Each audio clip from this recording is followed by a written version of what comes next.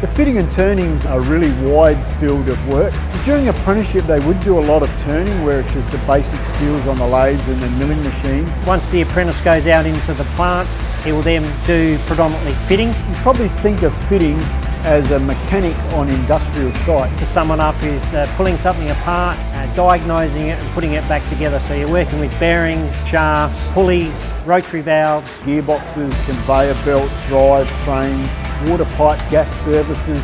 I mean, there's a lot of plant and variety of plant on site, and the fitters are the guys that do the nuts and bolts type work. Hands-on from day one basically.